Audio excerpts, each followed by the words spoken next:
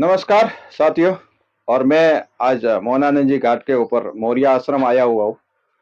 और यहाँ जो नंदकेश्वर महादेव का शिवलिंग है उसके बारे में हम आपको विस्तृत जानकारी यहाँ के जो स्थानीय नागरिक है।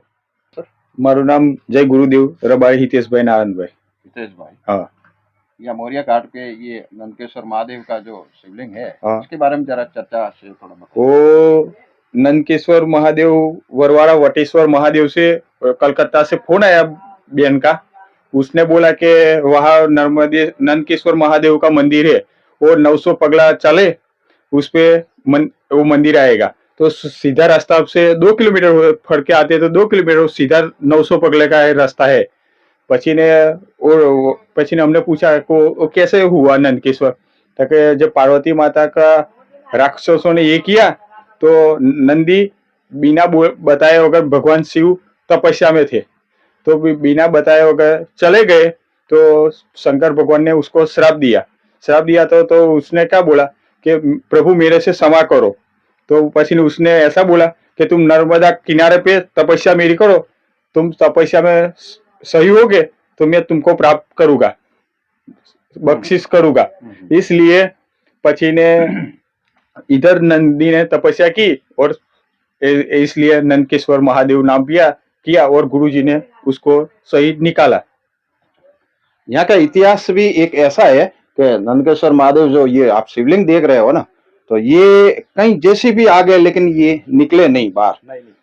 जब गुरुदेव रामानंद जी महाराज ने कुछ मंत्र के हिसाब से लोगों को बोला कि जाओ निकाल दो, तो ये मूर्ति यहाँ आप जो देख रहे हैं वो यहाँ प्रकट हुई है और यहाँ इसका विराजमान की हुई है।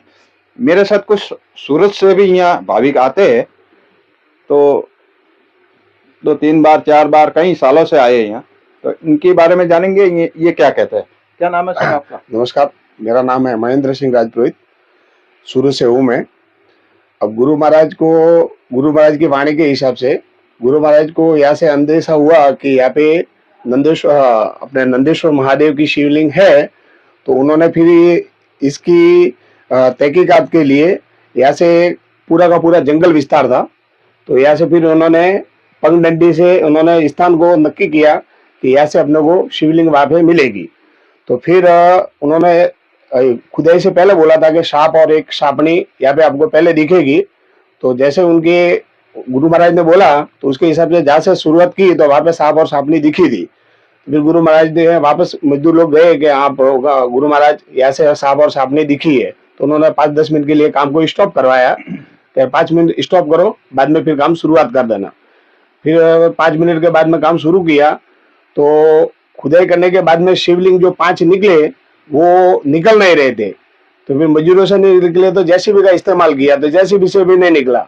तो सब मजदूर इकट्ठे हो गए गुरु महाराज के पास में गए, रामानंद जी के पास, कह रहे प्रभु कोशिश कर रहे लेकिन शिवलिंग बाहर नहीं निकल रहे। तो फिर गुरु महाराज ने कुछ अपनी शक्तियों से मंत्र उच्चारण करके फिर 2 जनों को बोला कि जाओ भगवान का नाम लेके अभी निकालो, निकल जाएगी।